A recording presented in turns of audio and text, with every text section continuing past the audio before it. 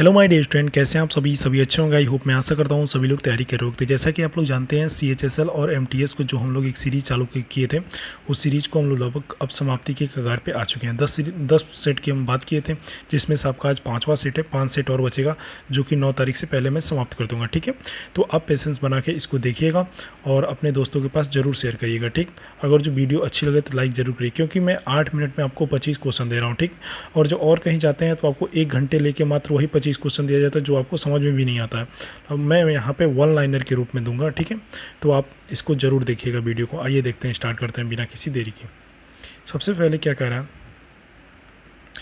वे फसलें कौन सी हैं जिनके लिए उच्च ताप की आवश्यकता होती है, जो सिंचाई की सहायता में से उगाई जाती है। मतलब वो कौन सी ऐसी फसल है जो उच्च ताप की आवश्यकता होती है और सिंचाई के माध्यम से, सिंचाई इन द सेंस कि मतलब पानी के अनुसार उगाई जाती है, तो वो होती है जायद की फसल। Option number A. Next question की बात करते हैं, उष्णकटिबंधीय वनों का सबसे बड़ा विस्तार कहाँ पाया जाता है। तो उष्णकटिबंधीय का सबसे बड़ा विस्तार की बात किया जाए तो अमेजन वेसी वन में पाया जाता है। ठीक है, नेक्स्ट क्वेश्चन की बात करें,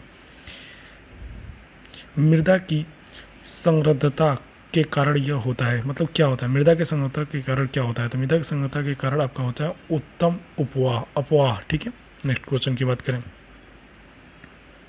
किस देश में आबादी सर्वाधिक सघनता है। सघनता इन द सेंस कि मतलब उसमें मूल रूप से एक ही जाति की विशेषता होती है, तो वो है बांग्लादेश। ठीक है, ऑप्शन नंबर डी।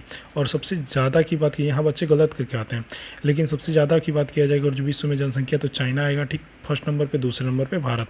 कुछ समय में हम लोग इसको भी पार कर देंगे, चाइना को पीछे कर छोड़ के 1 नंबर पर आ जाने वाला है। ठीक है, नेक्स्ट क्वेश्चन की बात करते हैं, निम्नलिखित में से आर्थिक गतिविधियों में से केरल को किसे विशेषज्ञता प्राप्त है। तो केरल की किसे विशेषज्ञता प्राप्त है, आपको ये बताना है। तो ये जो ऑप्शन नंबर आपका बी दिख रहा है, रोपड़, इसके रोपड़ बागान के लिए सबसे ज़्यादा फेमस है।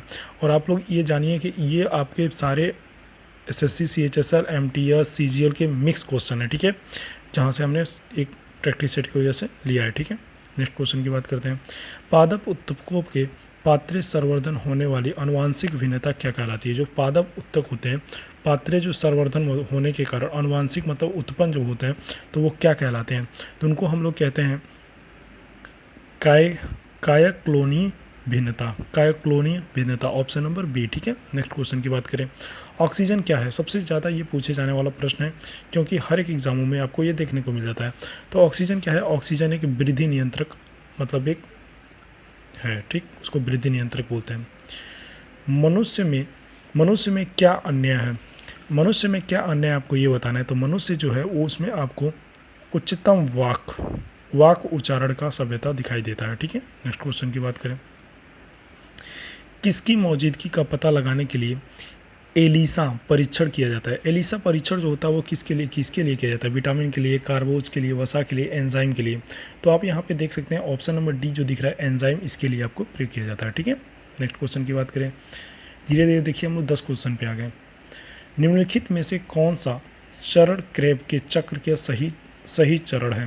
तो चरण चक्र की बात की जाए तो वो कौन सा है। ऑप्शन नंबर आप देख के जरूर है, सिट्रिक अम्ल यहाँ पे कह रहा है, ऑक्सैलिक और रासायनिक अम्ल, आइसोसाइंट्रिक अम्ल। तो मैं आपको ऑप्शन डायरेक्ट आंसर बताता हूँ। वन लाइनर ये क्वेश्चन जो हम लोग का सीरीज चल रहा है, तो उसमें आपको सबसे पहले क्वेश्चन आएगा साइट्रिक अम्ल, फिर से सिस एकोनाइटिक अम्ल, उसके बाद से आइसोसाइट्रिक अम्ल, फिर से ऑक्सैलिक सक्सिनिक अम्ल। ठीक है, तो इस तरह से ऑप्शन नंबर सी इसका आंसर हो जाएगा। नेक्स्ट क्वेश्चन की बात करें, परावैगनिक UV विकिरण का सबसे अधिक क्षतिकारक भाग है। तो परावैगनिक UV के विकिरण का सबसे अधिक क्षतिकारक की बात किया जाए तो वो कौन सा है। तो क्षतिकारक जो होता है उसके लिए कौन सा प्रयोग किया जाता है, वो किया जाता है आपका UVC के लिए। ठीक है, नेक्स्ट क्वेश्चन की बात करें, बस आप सुन लीजिए, सुन लेंगे आपको समझिए याद हो गया। विद्युत से चार्ज की गई एक वस्तु जो प्रारंभ में एक समान वैद्युत क्षेत्र में विराम में रखी गई हो, किसके साथ गतिमान हो गई। तो जो विद्युत चार्ज के द्वारा, जो मान लीजिए कोई वस्तु है उसे प्रारंभ एक समान वैद्युत क्षेत्र में विराम रखी गई हो, तो किसके द्वारा गतिमान की जा सकती है। तो वो की जा सकती है आपको एक समान त्वरण के द्वारा। Option number B. ठीक है, नेक्स्ट क्वेश्चन की बात करें, श्यानता किसी द्रव का गुणधर्म है जिसके कारण यह क्या कहलाता है।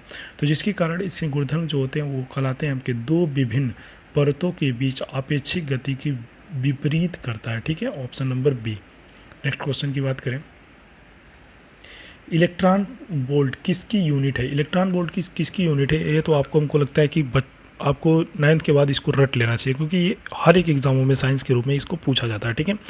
तो आपको बात किया जाए तो इसका आंसर कौन सा होगा? ऊर्जा, ठीक है।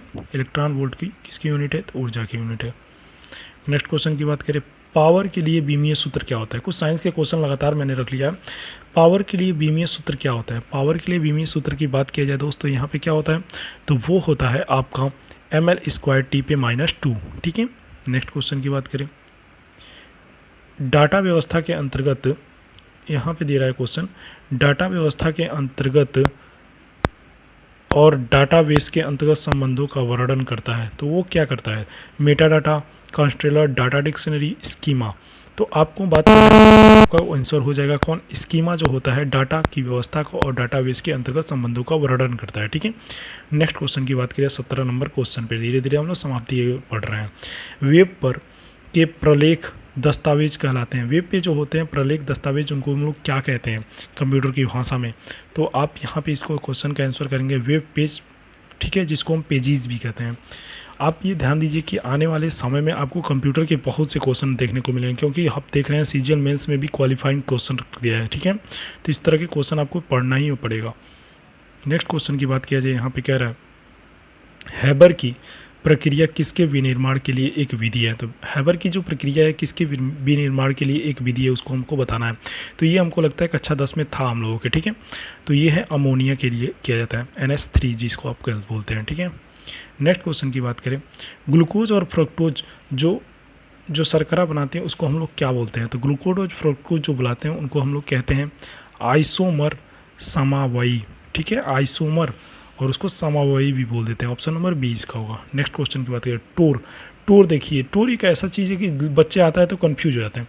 टोर किसकी यूनिट है? आपको ये बताना है, दाब का, आयतन का, घनत्व का, ताप का। तो टोर जो आप नाम सुन के ही आपको पता होना चाहिए कि ये दाब का है, ठीक है। Option number A. Next question की बात करें दोस्त, नेक्स्ट क्या कह रहा है?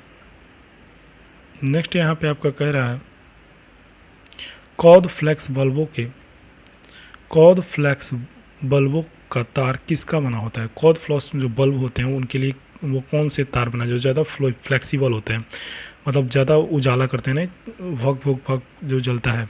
तो उसका ऑप्शन कौन हो जाएगा आपका? मैग्नीशियम के द्वारा इनको बनाए जाते हैं, तो उसके अंदर प्रयुक्त किया जाता है। नेक्स्ट क्वेश्चन की बात की जाए, 1987 में किसके तत्वावधान ओजोन परत अवक्षय करने के लिए पदार्थों को मटेरियल प्रोटोकॉल का स्थापित किया गया था? मटेरियल प्रोटोकॉल जो होता है एक विधि होती है, तो इसके लिए किसको उपयोग किया गया था? तो ये आपका हो जाएगा UNEP और UNDP, ठीक है। तो इसमें दोनों ऑप्शन आपके होंगे, यहाँ पे इसका 5वां ऑप्शन देना चाहिए था, ए और बी दोनों, ठीक है। तो इसमें आपको दोनों आपको याद करना होगा।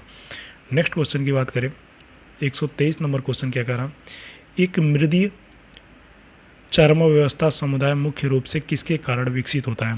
तो ये जो मृदीय मतलब मृदा मतलब आप समझ रहे हैं, अम्ल और क्षार तो पढ़े होंगे ना, उसी में एक मृदे भी आती है। तो चर्म व्यवस्था जो होता है आपको ये किसके लिए होता है प्रयुक्त? ये होता है आपका मृदा कारक के लिए। मृदा में इस मिट्टी भी होता है, आपको ये ध्यान रखना चाहिए। नेक्स्ट क्वेश्चन की बात किया जाए, नेक्स्ट क्वेश्चन क्या कह रहा है, समुद्र के जल में घुला हुआ मुख्य लवण क्या है? अब देखते हैं समुद्र का पानी लगभग लोग उपयोग नहीं कर पाते हैं क्योंकि बहुत ही खारा होता है। तो वो किसके कारण होता है? उसमें लवण जैसा सबसे ज़्यादा होता है, तो वो होता है आपका NaCl, ठीक है, नमक के कारण। नमक का सूत्र होता है NaCl, ठीक है। नेक्स्ट क्वेश्चन, लास्ट क्वेश्चन जो आपका है यहाँ पे, तो वो कह रहा है फ्लवक क्या है? फ्लवक एक आपको बताना है क्या है, तो इसको आप कमेंट बॉक्स में ज़रूर आंसर दीजिएगा। चलिए, अगर जो आपको नहीं आता है तो मैं आपको बता देता हूँ, ठीक है। सूक्ष्म प्लवामन पादप और जंतु प्रणाली को हम लोग क्या बोलते हैं? प्लवक बोलते हैं। आई होप आपको ये सेशन बहुत अच्छा लगा होगा, ठीक। और जो अच्छा लगा हो तो ज़रूर कमेंट करिएगा और अपने दोस्तों के पास ज़रूर शेयर करिएगा। और CHSL का जो पेपर आपको 9 तारीख का है, और जो आपने 5 सीरीज़ मैंने करा दी है, 6ठा सीरीज़ है शायद, आज 5वां सीरीज़ है। अगर जो आप इसको कर लेते हैं तो आपको 15 से 16 क्वेश्चन देखने को मिल जाएंगे, क्योंकि किसी के टीचर पे आपको विश्वास करना पड़ेगा ही, ठीक। चैनल पर नहीं तो चैनल को सब्सक्राइब करिएगा। Thank you so much.